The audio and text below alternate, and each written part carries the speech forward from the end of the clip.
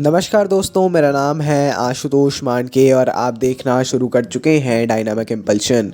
आज के इस वीडियो में हम बात करेंगे 29 फरवरी 2024 के करंट अफेयर्स की। और अब जब आपने वीडियो के थंबनेल पर क्लिक करते हुए वीडियो देखने की शुरुआत कर ही दी है तो अंत तक जुड़े रहिएगा हमारे साथ, क्योंकि आप सभी लोग जानते हैं कि ज्ञान को कभी भी अधूरा नहीं छोड़ना चाहिए। इसी बात के साथ हम लोग शुरू कर रहे हैं आज की इस वीडियो को आज की पहली जानकारी के साथ। ठीक है, बिना किसी प्रेशर के साथ हाथ में कॉपी और पेन लेके बैठ जाइए। जैसा जैसा बताते जाए लिखते जाइए और जैसे ही वीडियो समाप्त हो उसको करने लगिए।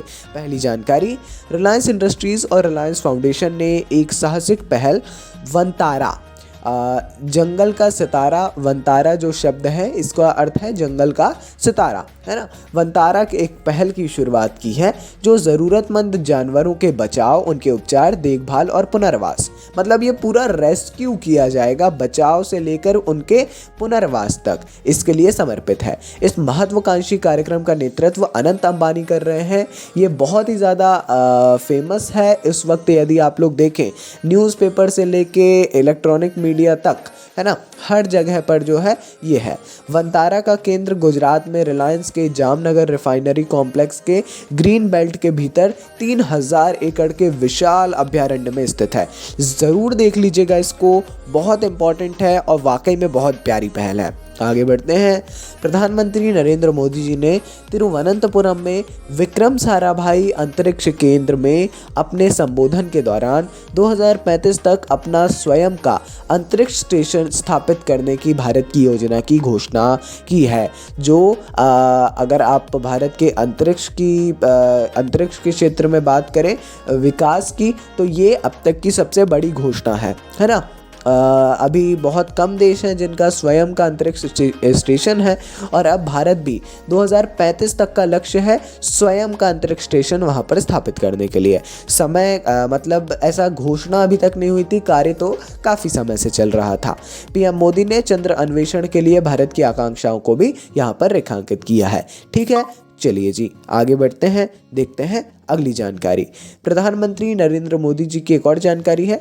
भारत के सबसे बड़े कपड़ा आयोजन भारत टेक्स 2024 का हाल ही में इन्होंने उद्घाटन किया है। टेक्स का मतलब टेक्सटाइल, है ना। ये जिसमें स्थिरता, परिपत्रता और आर्थिक विकास पर ध्यान केंद्रित किया गया है। इस कार्यक्रम में 100 देशों के 3000 से अधिक प्रदर्शकों और व्यापारियों ने भाग लिया, जिसमें भारत की समृद्ध विरासत और आधुनिक नवाचारों का प्रदर्शन किया गया। ये जो मतलब इसके नाम से ही आप समझ सकते हैं इस बात को। भारत टेक्स 2024 भारत का जो कपड़ा उद्योग है जाहिर तौर पर सीधे उसी से ये जुड़ा हुआ है। ज़रूर आपको इसके बारे में पढ़ना चाहिए, काफ़ी इम्पोर्टेंट जानकारी है। आगे बढ़ते हैं। सरकार ने देश भर के उच्च शिक्षण संस्थानों में मेरा पहला वोट देश के लिए अभियान की शुरुआत की है।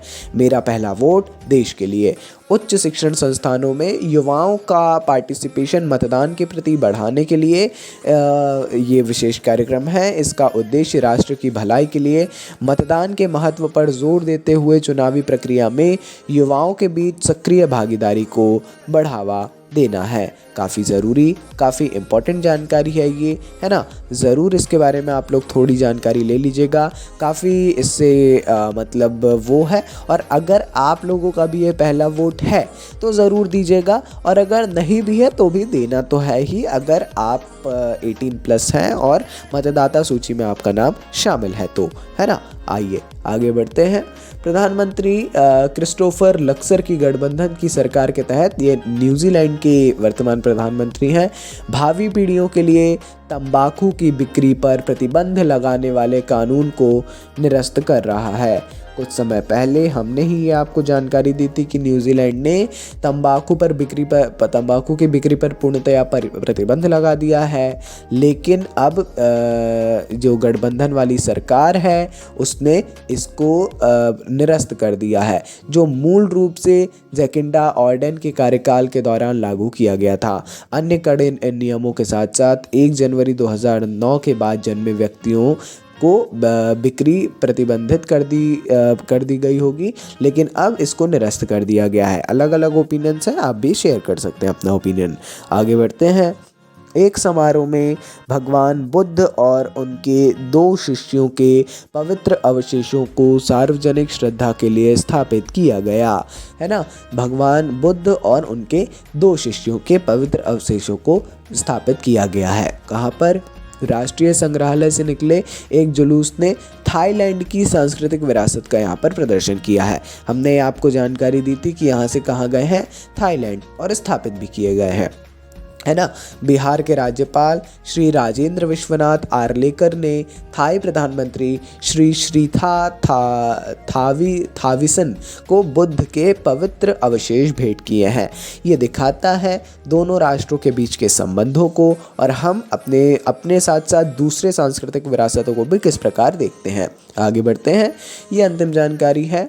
उत्तराखंड सरकार सरकारी और निजी संपत्ति दोनों को नुकसान पहुंचाने के लिए दबंगियों को जिम्मेदार ठहराने के लिए एक विधेयक लाएगी, और ये वाकई में आगामी बजट सत्र में उत्तराखंड सार्वजनिक और निजी संपत्ति क्षति वसूली विधेयक, इसका नाम है, इसको पेश करने का इरादा है, जो कि बहुत बड़ी बात रहने वाली है ना। यूसीसी भी अभी लागू हुआ है उत्तराखंड में ही। अब ये एक और बिल जो ऐसा है, ये भी आमतौर पर बहुत कम जगहों पर लागू है, मेरे ख्याल से 2 राज्यों में लागू है, लेकिन जो सार्वजनिक तथा निजी संपत्तियों को क्षति पहुंचाते हैं, आप उन्हें दबंगई कह सकते हैं, अन्य नामों से भी बोला जाता है ना, उन पर विशेष कार्यवाही करने हेतु ये विशेष एक विधेयक आने वाला है, जिससे हर किसी को आसानी होगी कार्यवाही करने में, न्यायपालिका को भी, पुलिस को भी, हर किसी को। चलिए, ये थी आज के इस वीडियो की अंतिम जानकारी। कोई भी कंफ्यूजन हो